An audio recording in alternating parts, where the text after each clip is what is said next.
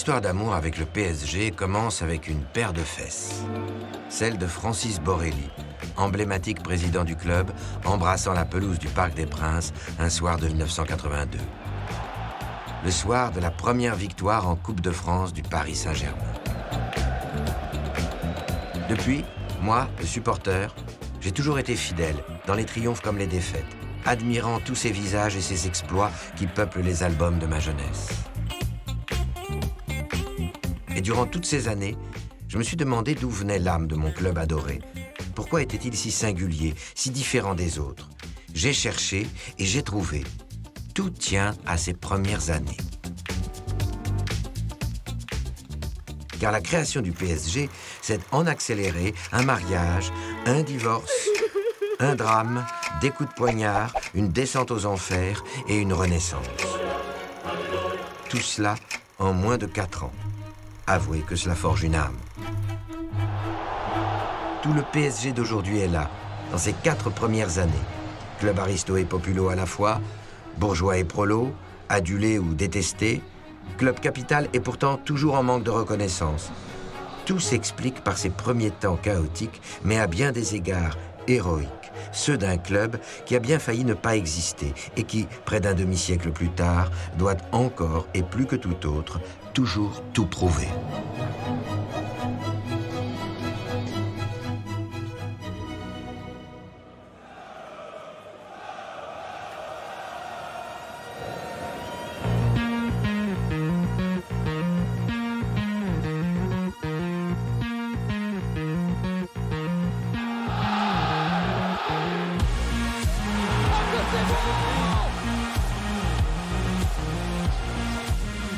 Les Parisiens dominent. Une action collective énormissime.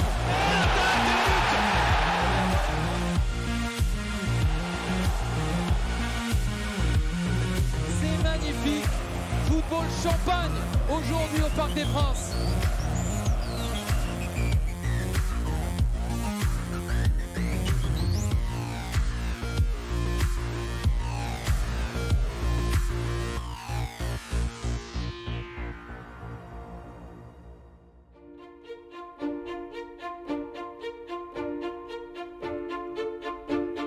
La création du PSG, c'est d'abord une décision politique.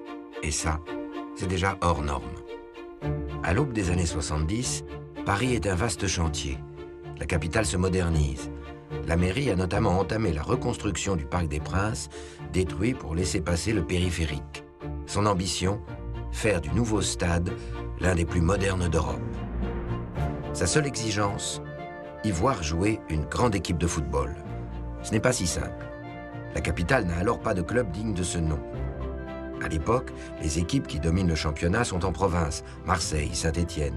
Pire, toutes les grandes villes d'Europe, Madrid, Milan, Londres, comptent chacune plusieurs équipes au plus haut niveau. Cette situation exaspère la Fédération française de football et en premier lieu son président, Jacques Georges. Nous estimons que la capitale de la France, qui est sans doute la seule en Europe à ne pas avoir de club professionnel, eh bien, il faut y remédier le plus rapidement possible. L'État, la mairie, la fédération tombent vite d'accord. La décision de créer ex nihilo un nouveau club de foot parisien est prise début 1969. À l'époque, Jacques Ferrand travaille au quotidien L'Équipe. Il est l'un des journalistes sportifs les plus influents du moment. Aujourd'hui, il a 96 ans et se souvient parfaitement de ce projet de grand club. C'est alors que se dessina, dans quelques cerveaux inspirés, le projet d'inventer un nouveau club qui ne s'appuierait pas prioritairement ni sur des installations, ni sur des richesses, ni même sur des dirigeants, mais sur une adhésion, sur une population, sur un élan. Un élan populaire. Le terme n'est pas anodin. La Fédération de football et la mairie de Paris ont en effet besoin de légitimer rapidement la décision politique qu'elles viennent de prendre. Il leur faut donner de la chair à ce qui n'est pour l'instant qu'un choix administratif. La FFF va avoir une idée audacieuse, en appeler directement au peuple en organisant un référendum. C'est la mode en 1969. Vous savez, cette consultation sera matérialisée par un petit bout de papier et qui portera deux questions. Voulez-vous un club de football professionnel? Nous nous sommes permis de répondre et nous avons mis oui. Et une deuxième question, quel nom voulez-vous qu'il porte? Est-ce que vous êtes d'accord pour la création d'une grande équipe de football à Paris? Oui. Pourquoi?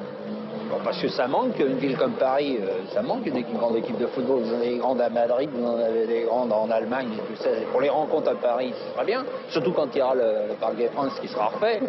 Oui, mais enfin, le football français est en si piteux état que je ne sais pas si ça servira à quelque chose. Enfin, j'ai l'impression qu'il faut remanier un petit peu tout ça. Bah, écoutez, je suis pas contente parce qu'ils ont démoli le Parc des Princes.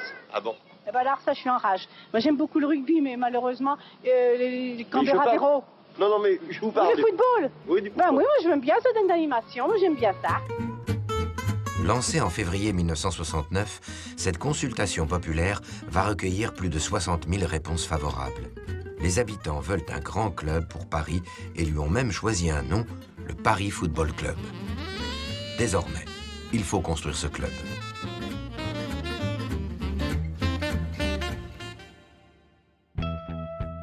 Pour mener à bien le projet, Jacques Georges va donc constituer une petite équipe ultra qualifiée, un commando.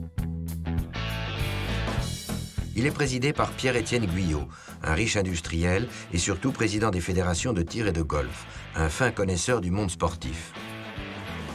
Autour de lui, Fernand Sastre, vice-président de la fédération, homme clé du foot français. Guy Cressan, un entrepreneur hyperactif, PDG de la société de transport Calberson. Il apporte les réseaux économiques. Enfin, deux journalistes de poids, Jacques Godet, le fondateur du quotidien L'Équipe, et Jacques Ferrand, spécialiste du football européen. Le comité se met immédiatement au travail.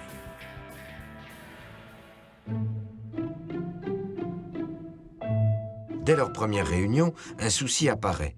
Même adoubé par les Parisiens, le nouveau club de football n'a pour l'instant aucune existence, juste un nom. Vu ses ambitions, il lui faut davantage. Il lui faut une âme. Voilà ce que Pierre-Étienne Guyot et son comité cherchent à lui donner. Mais comment faire? La solution va leur être soufflée lors d'un déjeuner, en avril 1969, par l'une des figures les plus emblématiques du football européen. Un invité exceptionnel que Jacques Ferrand, 47 ans plus tard, est encore ému de présenter. Santiago Bernabéu, président mythique du club devenu le premier du monde, le Real Madrid. Si Jacques Ferrand se tourne vers Santiago Bernabéu pour lui demander de l'aide, c'est parce qu'il sait que l'Espagnol ne peut rien lui refuser. En effet, Ferrand a participé en 1955 à la création de la Coupe d'Europe des clubs champions, la Ligue des champions aujourd'hui, initiée par le journal L'Équipe. Le Real Madrid a remporté les 5 premières éditions. Des liens d'amitié unissent les deux hommes et Bernabéu va se mettre au service du comité. Je revois encore cet homme massif, à la fois adorable et sévère, démonter pour nous le système espagnol des socios, qui, résumait-on, permettait à chacun des 100 000 propriétaires du Real de détenir un cheveu de Di Stefano. Il nous le donna en exemple, ce système, et conclut: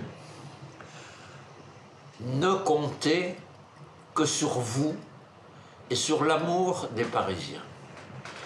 Ils sont les seuls à pouvoir surmonter tous les obstacles qui ne manqueront pas de survenir.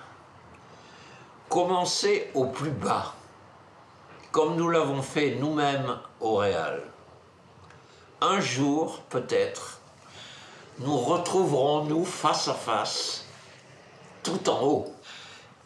Comment se pourrait-il, m'étais-je dit ce jour-là, que ce club, encore chimérique, mais adoubé par le grand Real, ne parviennent pas un jour à exploser. L'idée est désormais actée. À l'image de ce qui se fait en Espagne, le nouveau club parisien va proposer à ses futurs supporters de devenir des socios, des associés, sorte d'actionnaires du club. C'est le moyen de créer rapidement un public fidèle et engagé. La cotisation est fixée à 25 francs, ce qui ferait 25 € aujourd'hui. Et c'est quelques mois plus tard, par un beau dimanche, que nous avons tous ensemble procédé au grand départ. Le grand départ, c'est une opération d'adhésion massive fixée le 1er février 1970. C'est surtout l'une des premières opérations de communication moderne jamais menées. Tout est minutieusement prévu, comme le montre ce document de l'époque. Des bulletins, bien sûr, mais aussi des vignettes, des points de rendez-vous. Tout, des camions de la société Calberson jusqu'au rouleau de scotch pour coller les affiches. Et évidemment, le comité a mobilisé ses soutiens dans les médias. Les quotidiens L'Équipe et France Soir, mais surtout une grande radio, Europe numéro 1, comme l'on dit alors. La station a mis sur pied une matinée spéciale pour demander aux auditeurs de s'inscrire au Paris Football Club. Un événement animé par la vedette de l'époque, Pierre Bellemare. Et l'opération Pierre Bellemare, c'est Guy Cresson qui l'avait monté lui-même avec les gens d'Europe 1. Et c'est ensuite Pierre Bellemare qui a fait tout ce travail, en définitive. Pas tout seul, bien sûr, mais enfin, c'était lui la cheville ouvrière, disons, de cette opération. Pendant 4 heures, en studio, Pierre Bellemare, entouré de la direction du club, mais aussi de Roger Piantoni et Jacques Ferrand, donne de la voix pour inciter les Parisiens à s'associer. De nombreuses vedettes se prêtent également au jeu, à l'image de Mireille Mathieu, ou encore Eddie Mitchell, qui réalise même des interventions en direct. Bref, tout le monde s'y met. Même sans le vouloir, le spécialiste météo de la station. Il se trouve que cette journée, Paris était sous des trompes d'eau. Il a plu toute la journée. C'est important pour la suite. À 10h05, le technicien vient voir Pierre Bellemare dans la période de off et lui dit « c'est une catastrophe. La personne qui donne le bulletin météo toutes les heures a dit à 10h-5 à nos auditeurs « restez bien au chaud chez vous, il tombe des cordes dehors, restez bien au chaud chez vous ».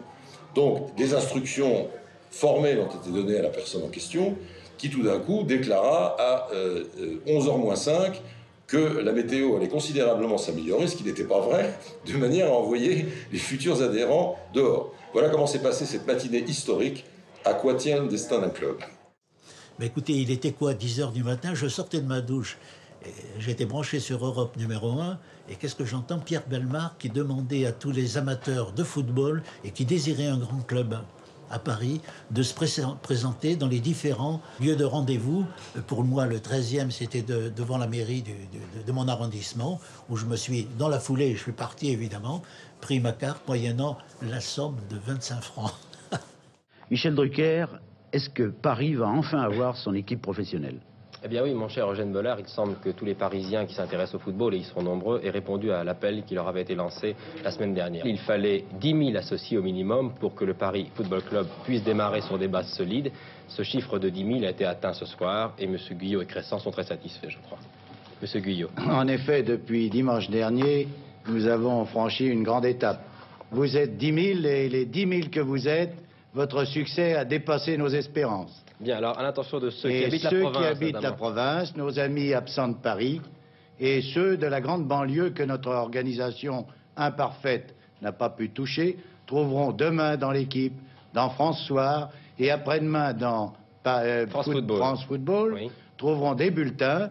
Mon éditorial du lendemain, intitulé « Naissance d'un club », commençait par ces mots: le Paris FC est d'ores et déjà le premier club de France.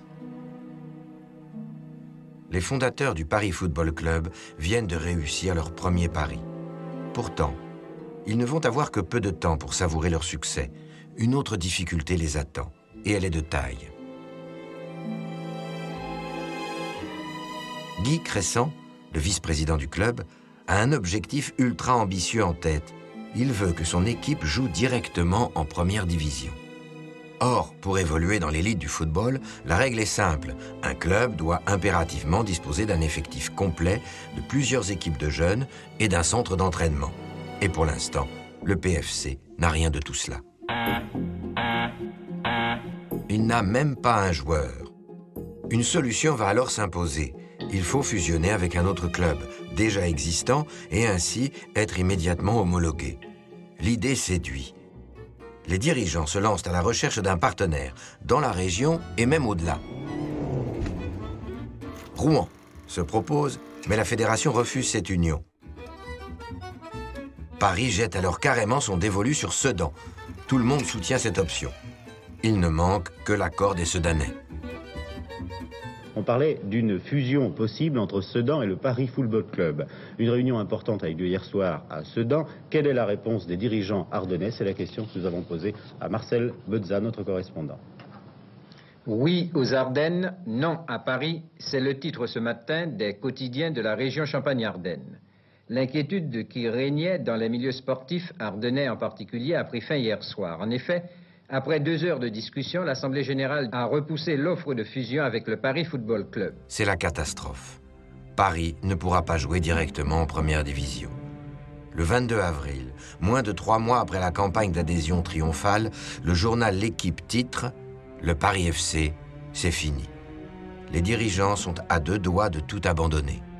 Ils décident de réunir les représentants des associés, les fameux socios, pour leur annoncer la nouvelle. Et là, coup de théâtre. Les supporters refusent d'abandonner le projet et les convainquent de trouver un autre club avec lequel fusionner, fût-il en 2e division. Galvanisés par cet enthousiasme, les dirigeants vont rapidement se mettre en chasse. Leurs recherches vont les mener à une vingtaine de kilomètres seulement de la capitale. Saint-Germain-en-Laye, berceau des rois de France, connu pour son château qui a vu naître Louis XIV et sa forêt. La ville a aussi le bon goût d'avoir un club amateur doté d'un stade, d'un centre d'entraînement et d'une équipe d'excellent niveau qui vient d'ailleurs de disputer un quart de finale de Coupe de France contre Marseille. Bref, tout ce qui manque au Paris FC pour exister. À cette époque, Michel Beillet est l'un des membres de l'équipe du Stade Saint-Germanois. Puisque à l'époque, Saint-Germain, pour pouvoir jouer en 3e division, avait des finances qui étaient très difficiles à trouver. Saint-Germain, c'est une ville très bourgeoise, mais qui n'a pas d'industrie, qui n'avait rien pour soutenir le club. Donc le président Patrel devait trouver du financement pour développer le club et le faire aller encore plus haut, puisque nous jouions en 3e division déjà depuis un certain nombre d'années. Ce rapprochement est d'autant plus naturel qu'Henri Patrel, le président du club de Saint-Germain, est également vice-président de la fédération. Il saisit tout l'intérêt d'une telle union. Et il le fait très vite comprendre à son équipe et à son entraîneur, Pierre Philippon. Un mariage, c'était un mariage, oui. Il y avait d'un côté les finances et de l'autre côté les installations. Voilà.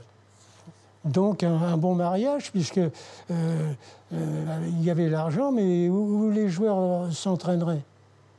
Donc ils s'entraîneraient à Saint-Germain. Henri Patrel, il est l'homme qui participe à l'organisation de la fusion avec le Paris Football Club. Et il est l'homme du protocole qui, le 10 juin 1970, lance de fait le Paris Saint-Germain Football Club. Supporter de la première heure, Daniel Germont a tout gardé du PSG, même les autocollants qui marquent le changement de nom. Et le Paris Football Club est devenu le Paris Saint-Germain Football Club. Le 31 juillet 1970, la fédération valide la fusion entre les deux clubs, donnant officiellement naissance au Paris Saint-Germain Football Club. Pour l'anecdote, le PSG récupère le numéro d'affiliation de Saint-Germain qu'il a toujours aujourd'hui et qui pourrait faire remonter son homologation à 1904. Paris débutera en National, nom de la Ligue 2 à l'époque, et se donne 2 ans maximum pour monter en D1, et investir le nouveau Parc des Princes. Il faut désormais bâtir une équipe.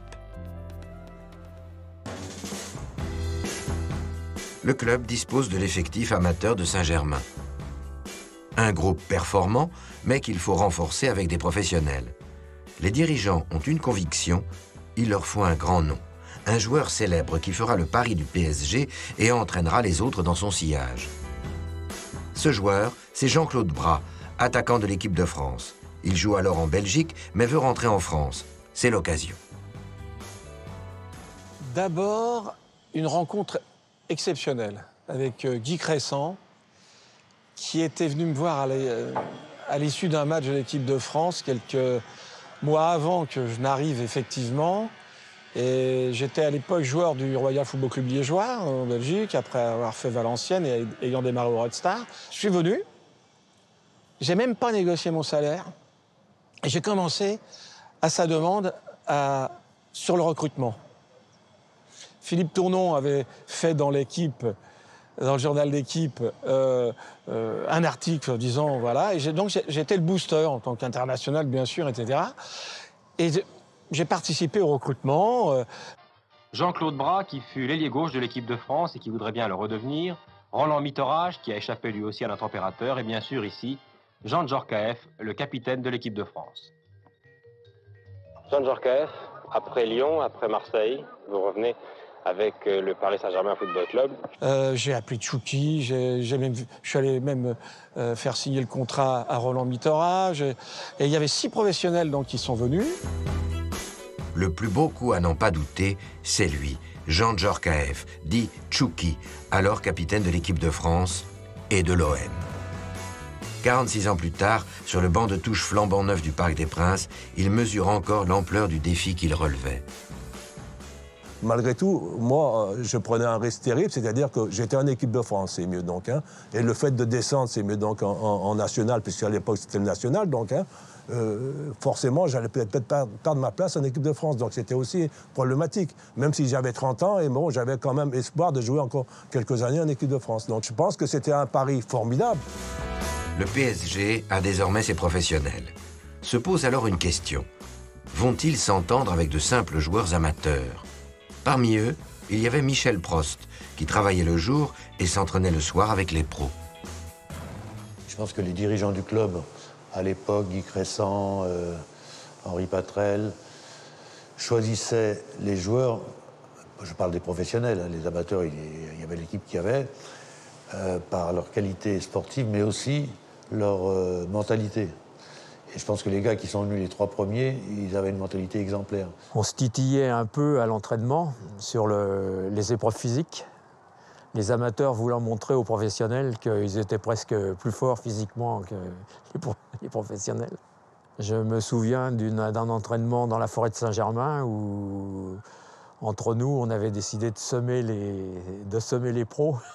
Et puis, comme ils ne connaissaient pas encore très bien la forêt de Saint-Germain, ça avait été une petite aventure assez drôle. La première saison, ça a été un miracle. Mais dû d'ailleurs par l'ambiance formidable, où tout le monde y a participé d'ailleurs, hein, que ce soit les dirigeants, on va dire, parisiens, que ce soit Henri Patrel. Les joueurs, la magie, ça a été les joueurs qui se sont aimés, j'ose le dire. Parce que vous savez, même aujourd'hui, même ceux qui jouent aujourd'hui au PSG, s'ils ne s'aiment pas, ça ne joue pas bien. Hein. C'est une dimension, quels que soient les salaires, quel que soit le star system, quelle que soit la pression médiatique qui est aujourd'hui énorme. Si les gens ne s'aiment pas, si les joueurs ne s'aiment pas sur un terrain, ça joue moins bien. Le terrain, ça ne trompe pas. Je m'aperçois que même des joueurs professionnels qui ont eu des longues carrières après citent toujours cette année-là, en 2e division, et donc font toujours référence à l'ambiance et à la réussite du démarrage de ce projet, quoi. Dans un maillot rouge, orné d'un blason intégrant le bateau emblème de la ville de Paris, le PSG est fin prêt à débuter la saison. Il est prévu que les matchs à domicile se jouent en alternance au stade Jean-Bouin, jouxtant le Parc des Princes, et au Camp des Loges à Saint-Germain. Le Paris Saint-Germain, à gauche en maillot sombre, était au complet cet après-midi pour son premier match officiel. Le premier match officiel, commenté par un certain Michel Denisot, et premier but de l'histoire du club, signé Bernard Guignedou. C'était un début de championnat. Il fallait absolument bien démarrer. Et donc c'est un coup franc à 17 mètres, en gros, entre 17 et 20, et puis une frappe tendue. Une égalisation amplement méritée, le tir de Guignedou a été dévié par un défenseur. Delumeau, excellent jusque-là, est battu. En fin de match, le Stade Poitvin. Et voici des images exceptionnelles. Le premier match filmé en couleur du PSG. Nous sommes au camp des loges. C'est un supporter de la première heure qui tourne avec sa caméra Super 8. Paris reçoit Caen et joue en blanc, car à cette époque, à l'instar des équipes de rugby, c'est le club qui reçoit qui doit changer ses couleurs.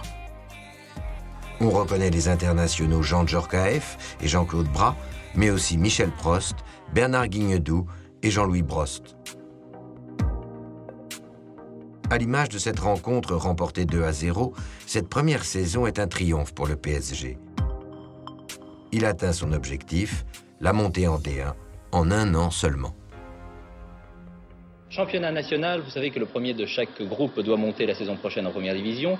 Il reste encore une journée. Nous connaissons 2 des 3 clubs qui accéderont à la première division, Monaco et Paris Saint-Germain. La première année, on monte, vous voyez, donc attendez, c'est quand même même si c'était que le national, mais équivalent de la Ligue 2, mais malgré tout, bon, on a fait comme d'entrée des très bons résultats. Mais donc, hein. Parmi les supporters de la première heure, le chanteur Enrico Macias garde un souvenir ému de la période. Vous imaginez pas la fête que ça a été. PSG en Division 1, c'était quelque chose d'inouï. Une équipe dans l'élite. Un stade ultramoderne, le nouveau parc, bientôt disponible. Guy Crescent se sent pousser des ailes. Il faut que Paris débute la saison 71-72 en faisant un coup retentissant.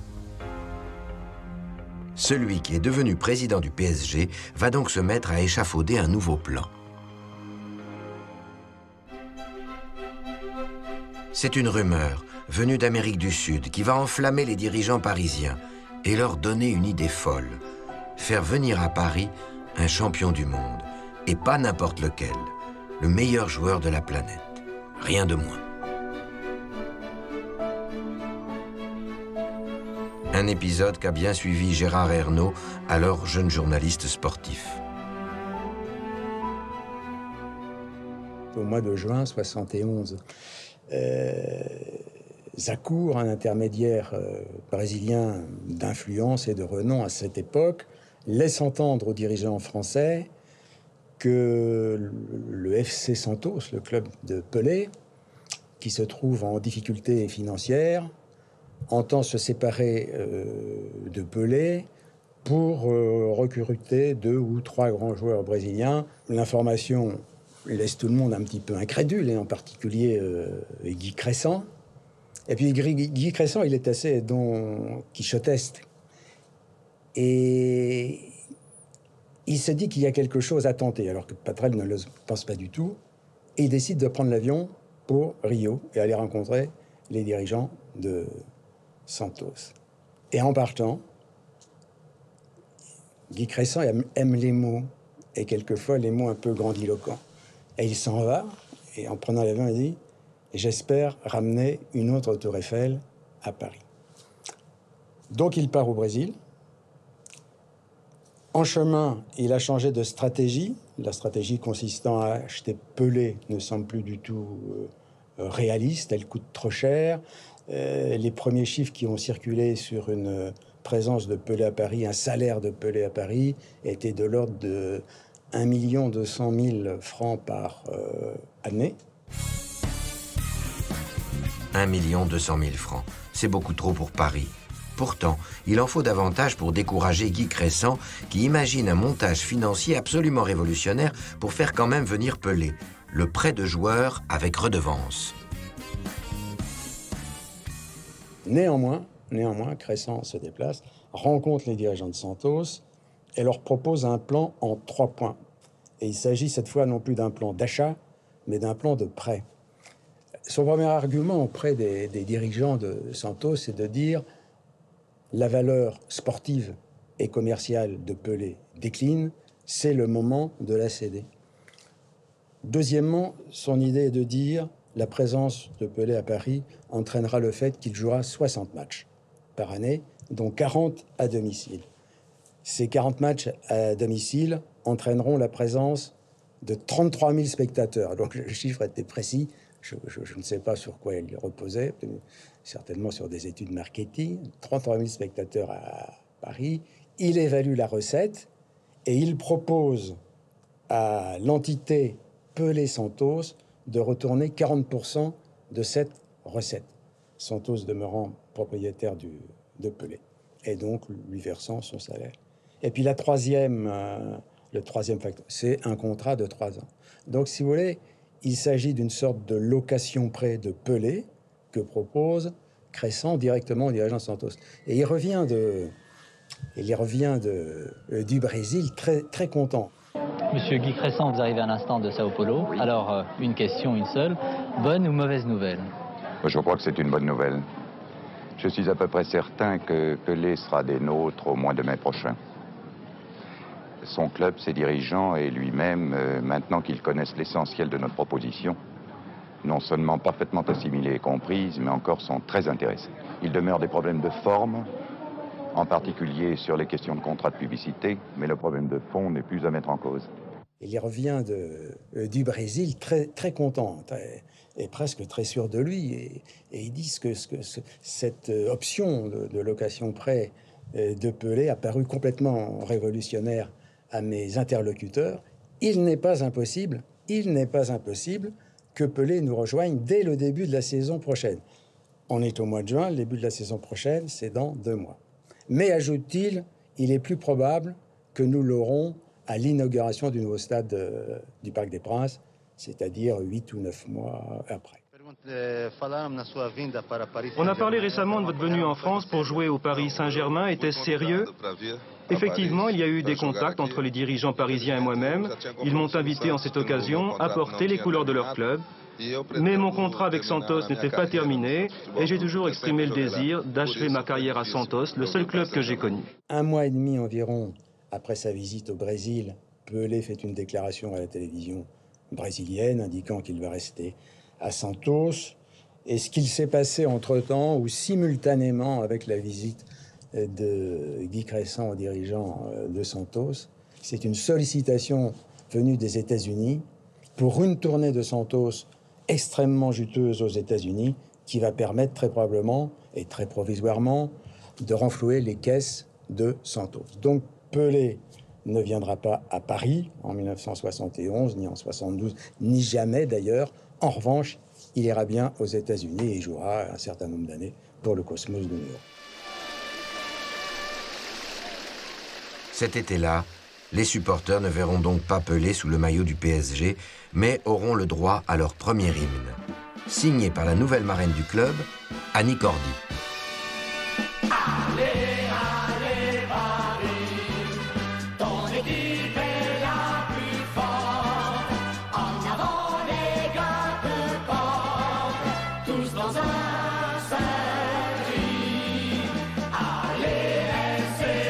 Merci Annie. Le moment de se frotter à la première division est donc venu. Le club jouera dans les 2 stades de Saint-Ouen et de Colombes.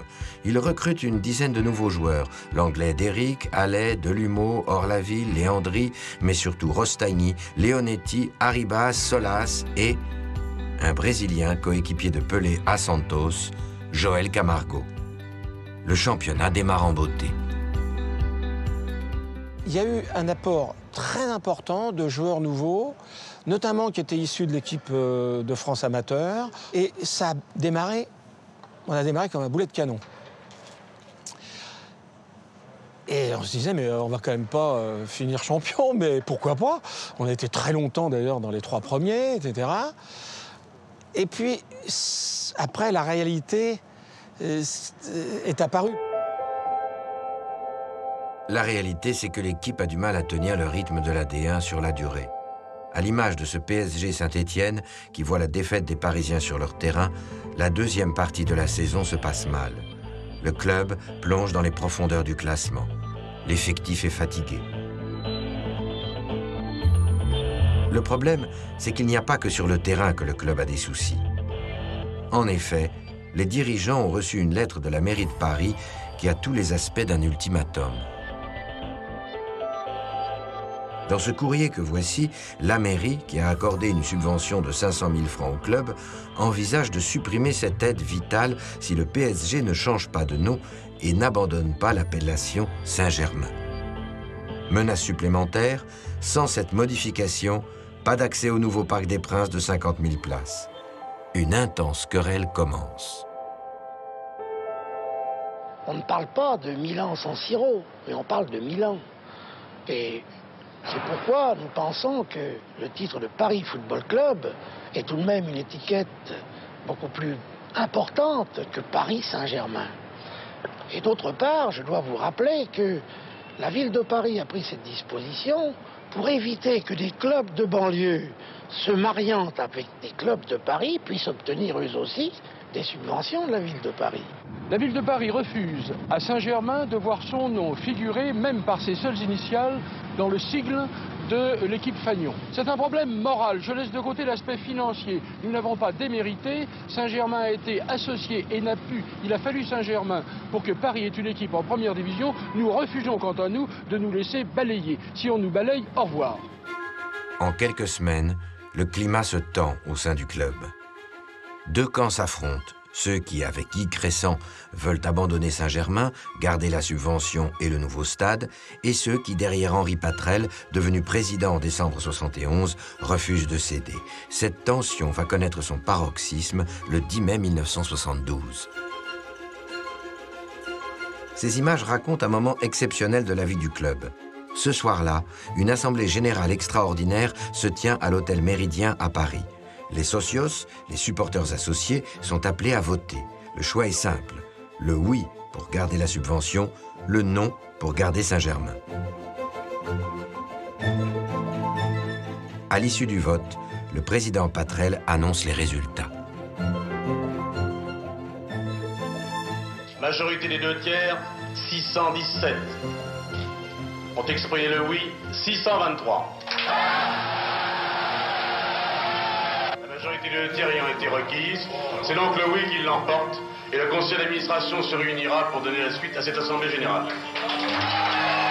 Ainsi donc, l'Assemblée s'était prononcée pour la subvention du Conseil de Paris, donc pour la création d'un nouveau club, le Paris Football Club. Supporters et opposants manifestaient bruyamment, mais 20 minutes plus tard, coup de théâtre, on avait repointé les résultats et M. Patrel venait annoncer la rectification du vote.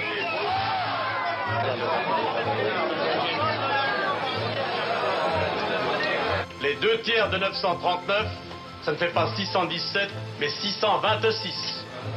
Les oui, 623, et les non, 316. Il n'y a donc pas le quorum des 2/3. Pour 3 voix donc, tout était remis en cause. Paris Saint-Germain restait Paris Saint-Germain et Jean Philibert demandait à M.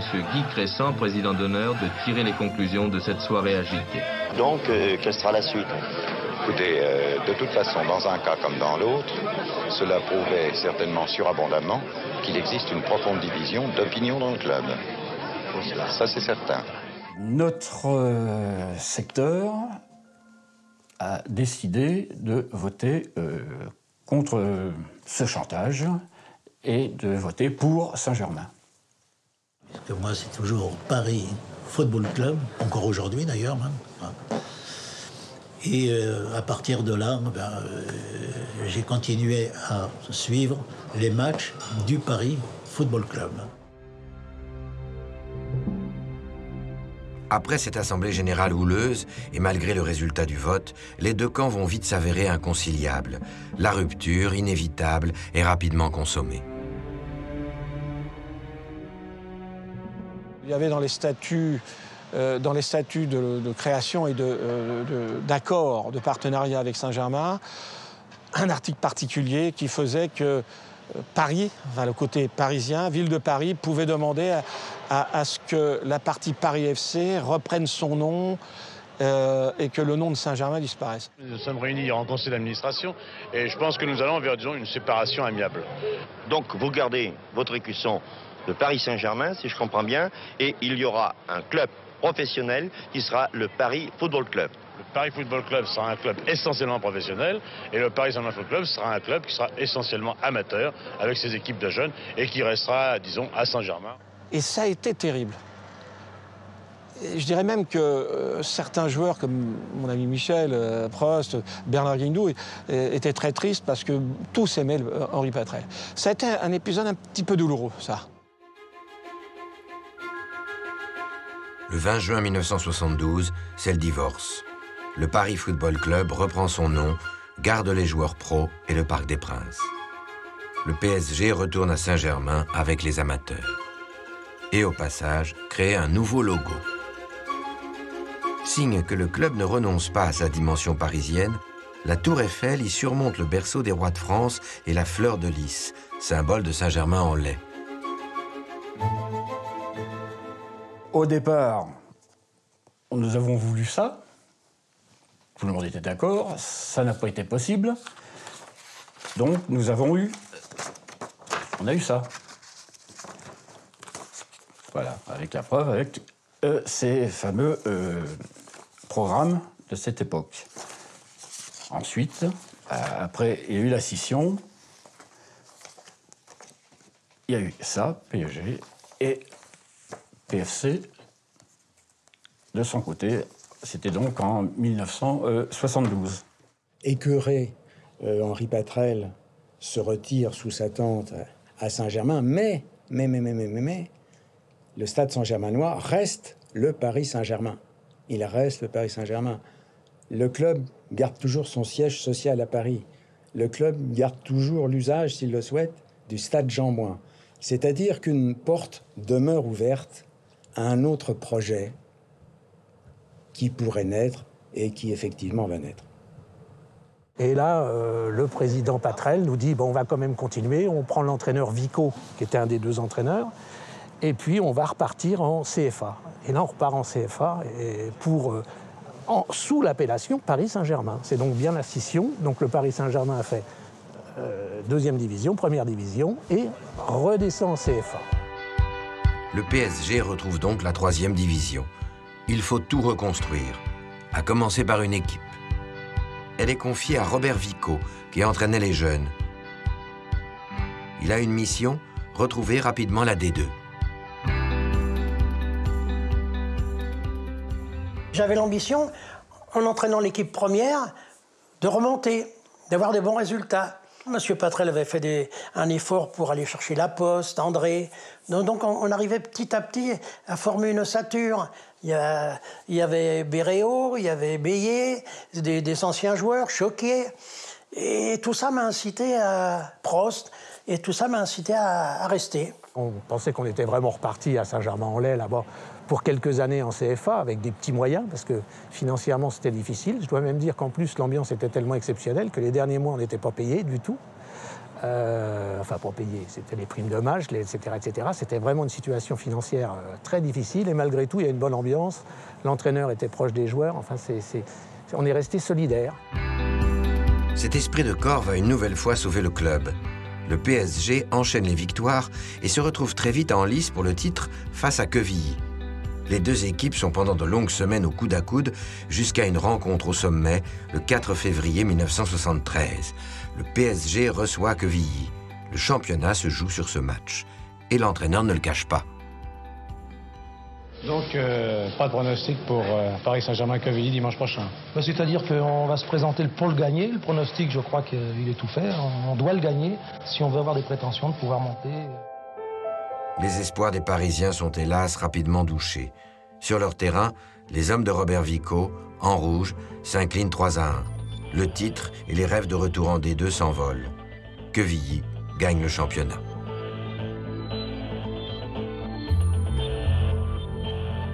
Et pourtant, c'est du côté du PSG que la Providence va pencher.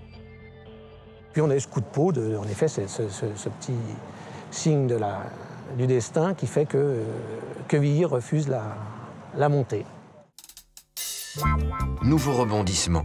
les dirigeants de Quevilly estiment ne pas pouvoir payer la rénovation de leur stade pour être aux normes de la 2e division. Ils décident de renoncer à la montée. C'est le PSG qui en profite. Les deux présidents étaient de bons amis. Hein. C'était le président Lozaille, un industriel à Quevilly, et le président Patrel. Donc je ne dis pas que ça facilitait les choses, pas du tout, mais je pense qu'ils étaient vraiment très proches et que je pense que Lozaille était content que ça soit Patrel qui puisse profiter de la place en Ligue 2, en nationale. Un petit miracle, certes, mais qui va avoir une incidence financière.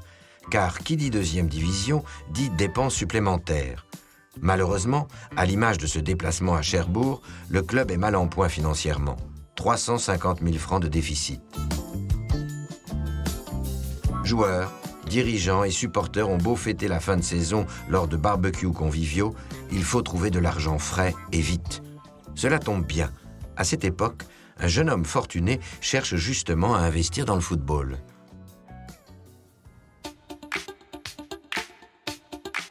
Ah, là, bien sûr, on est loin des terrains de foot. Ici, c'est plutôt podium, mannequin et crépitement de flash. Et cet homme qui s'intéresse au PSG, c'est le couturier Daniel Echter. Il a 35 ans et a révolutionné la mode en créant entre autres le sportswear. Il a beaucoup d'argent, a joué au Racing lorsqu'il était jeune et il veut reprendre un club. Le couturier a déjà approché le PFC et le Red Star, en vain. Un jour, il croise un de ses amis qui lui fait une proposition.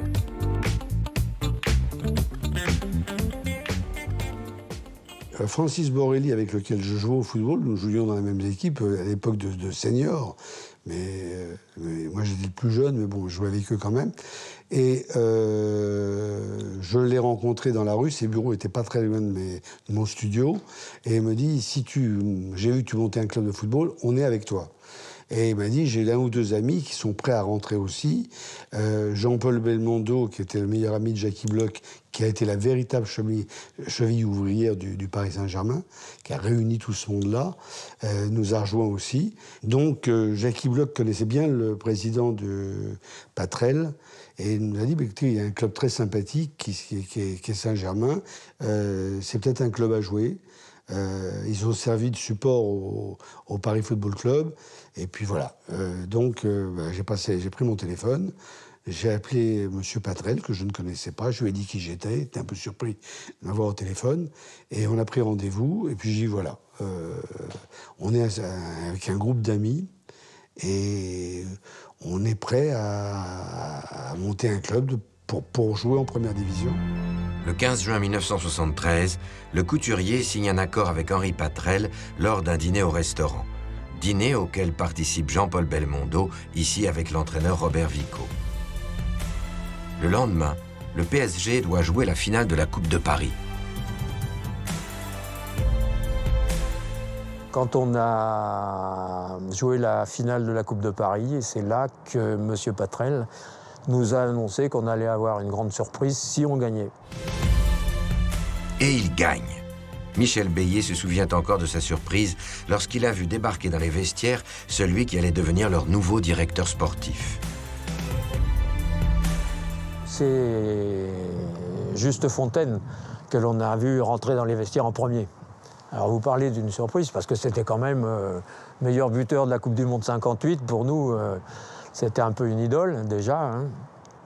Et puis Daniel Echter, que personnellement on connaissait, on savait que c'était un grand couturier, mais on ne connaissait pas plus que ça. Et puis Jean-Paul Belmondo, Tallard, qui était quand même assez connu dans le milieu du spectacle. Et puis Borrelli, bien entendu, qui était un homme très sympathique, très vivant. Donc ça a été, oui, ça a été une euphorie extraordinaire. Oui. On voit débarquer Justo Fontaine avec M. Echter, qui viennent nous voir jouer et qui nous font savoir qu'ils sont intéressés par la reprise du club, en accord avec M. Patrel. Donc pour nous, à nouveau, certains, l'aventure va pouvoir recommencer. M. Patrel prend la parole pour nous annoncer pourquoi ces gens-là étaient dans nos vestiaires. Et puis les projets de Daniel Echter. Et Daniel Echter a pris la parole, nous a promis de belles choses, ce qui sont qui sont avérées exactes. Et puis voilà, la deuxième version du Paris Saint-Germain est née ce jour-là pour perdurer. Malgré tout cela, Daniel Echter va mettre du temps avant de se faire pleinement accepter par la population de Saint-Germain, encore traumatisée par l'expérience avortée avec Paris. C'est un petit club amateur qui joue en 3e division et qui a du mal à s'en sortir, comme la plupart des clubs amateurs. C'est difficile. Mais un très bon état d'esprit et un club sympathique. Avec une grosse difficulté, c'est que les dirigeants saint-germanois, pas Patrel, mais tous les autres dirigeants, tous ceux qui faisaient partie du conseil d'administration, avaient une méfiance carrément, je dirais, anti-parisianiste. Donc je me suis engagé, j'ai signé des accords, comme quoi je m'engageais à ce que ni moi ni mes successeurs ne changeraient jamais le nom du club, qu'on garderait les couleurs, etc. etc. Donc j'ai quand même eu plus d'un an, 1 an et demi, à me faire adopter par les Saint-Germanois, qui ont vraiment compris à un moment que c'était mon bébé, que c'est moi qui portais ce club et que j'avais fait les sacrifices et les efforts suffisants. Supporters, dirigeants, les quelques supporters, parce qu'on avait 125 supporters au départ, et pas plus, ceux qui venaient au stade voir l'entraînement, et le staff technique, tout ça vivait en parfaite symbiose. Il y avait une ambition, il y avait... C'était ce qu'on appelle une vraie histoire d'homme, comme dans un film. Une histoire d'homme, certes, mais aussi d'argent. Daniel Echter comble le déficit, fait venir de nouveaux joueurs professionnels et, évolution majeure dans le football français pour l'époque, va se mettre à gérer le club comme une entreprise commerciale. Le PSG change de dimension. Si vous voulez mieux, ça a été la locomotive. La première locomotive du merveilleux train du parcours de Paris Saint-Germain. Et ça a été le début d'une nouvelle ère du football. Ça, c'est un ressentiment personnel, mais je pense que l'arrivée de Daniel Echter a changé toutes les mentalités dans le football français, même voire plus loin. Plus professionnel, plus riche, mieux organisé, voilà le PSG sur une nouvelle voie. Mais par où a-t-il fallu en passer pour en arriver là? Avec le recul, ces 4 années tumultueuses symbolisent à elles seules les affres du football parisien. Pour moi, Paris Saint-Germain, c'est quand même l'anomalie parisienne. Une anomalie parisienne. Comment faut-il en passer par autant de cheminements, d'étapes, de fusions, de compromis, pour enraciner dans une grande capitale européenne un club de football français viable, alors que de multiples autres capitales européennes ont souvent 2 clubs, voire davantage à Londres, qui ne se contentent pas de vivre, mais qui sont performants. Donc pour moi, c'est l'image d'une anomalie française, et peut-être d'un mal français d'ailleurs.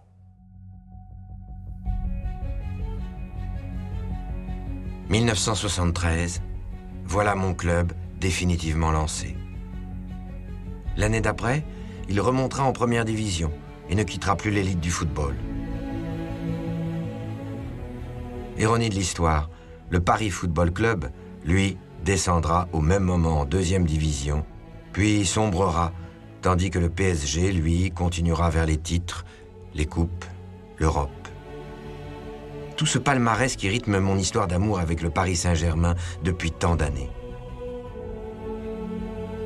Une épopée qui doit tant à ces quelques fous qui, dès le début, souvent seuls et contre tous, y ont cru.